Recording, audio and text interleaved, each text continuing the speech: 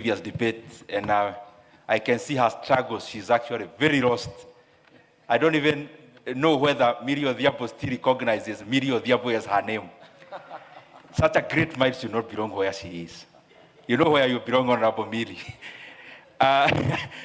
Going to the debate, Honorable Speaker, it is good to align the management of our finances, and especially when we have different levels of government, because at the end of the day, the money that belongs to the country belongs to the people of Kenya. It doesn't matter where you are serving them from. In fact, even as we give the service to the people of Kenya as leaders in our various capacities, the people of Kenya never bother to know, and rightly so, whether it is national government or county government. The government must always work coherently to deliver quality service to the people of Kenya. And aligning in terms of how we spend public resources is of importance, so that we don't appear like we are acting in competition. There should always be coherence.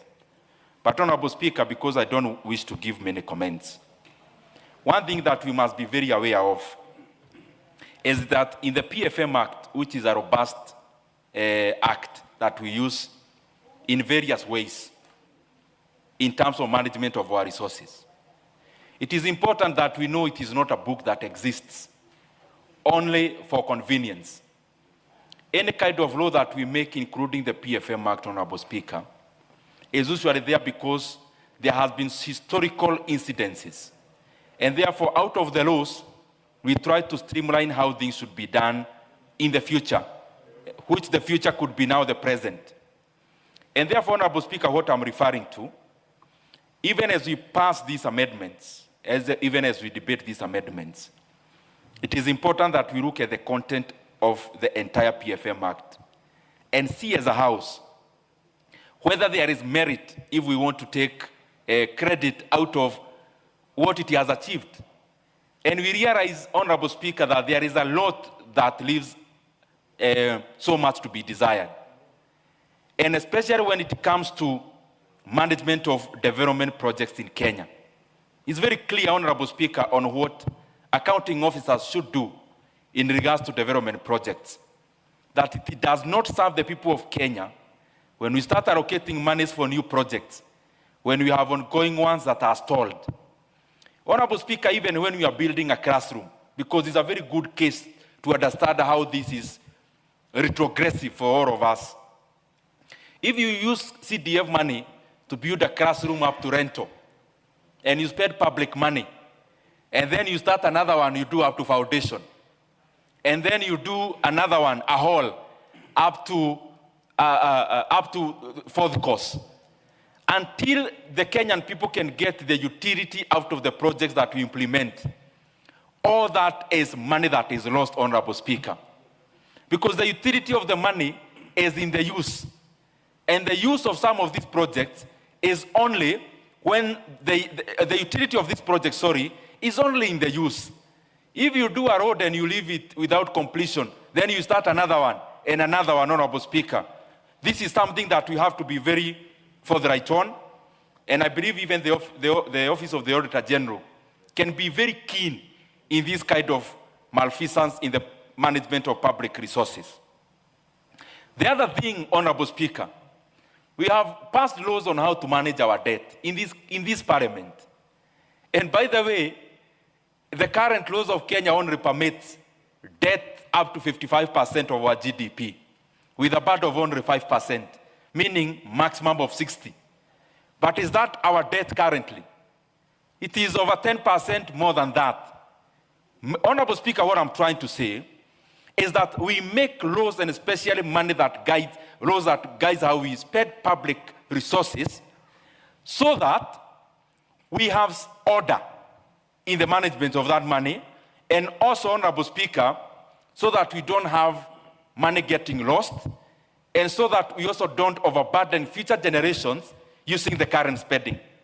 And therefore, Honorable Speaker, it is good that we keep on pointing and looking at the public officers who are going against the laws we have passed here in Parliament. Because ultimately, laws must never be books that we keep in ourselves in the offices of government, there should be something that we must follow.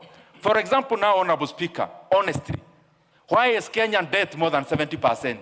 Yet all our laws only permit up to 60%. Who are these people who sign extra loans, Honorable Speaker, and extra debt? Is it that it was past time when we passed these laws? I don't think so. They were meant for something.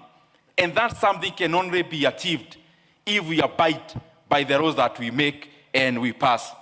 As I go to the conclusion, Honorable Speaker, the issue of pending bills is actually out of not following our PFM Act. The reason why we have so many people closing businesses here in Kenya out of the vagaries they have gotten by doing business with government as vendors is basically out of some of the people, some of us in government, and especially accounting officers, going against the PFM Act. If we strictly follow it, Honorable Speaker, this term, which is only mostly very dominant in Kenya, will not be there. And there is a spiral effect to it, Honorable Speaker. When we have entrepreneurs who get punished out of doing business with government, Honorable Speaker, we continue to decimate the most important factor of production in the current economy, Honorable Speaker, in the modern economy, which is entrepreneurship and ingenuity and the ability of human beings to produce. Honorable Speaker, therefore, as we debate this, it is important we look at it in entirety so that, Honorable Speaker, we can be able to make all the officers who should follow the laws to follow them, because we never pass them to be in cabinets. I submit, Honorable Speaker. The Honorable Millie. Thank you, Mr. Speaker. Mr. Speaker, I stand to support, and even in supporting, I just wanted to respond to my good brother, Honorable Ndindi Nyoro, before I speak. And Mr. Speaker, I want to say that I want to largely agree with him that I look different in my posturing as a politician for very obvious reasons. And that is because since I joined Parliament, I have largely been in opposition. We were in short stints when we came in the coalition government with Kibaki, the government of national unity with Kibaki, and then we were in a short stint, I think, also with the President Uhuru Kenyatta. But even in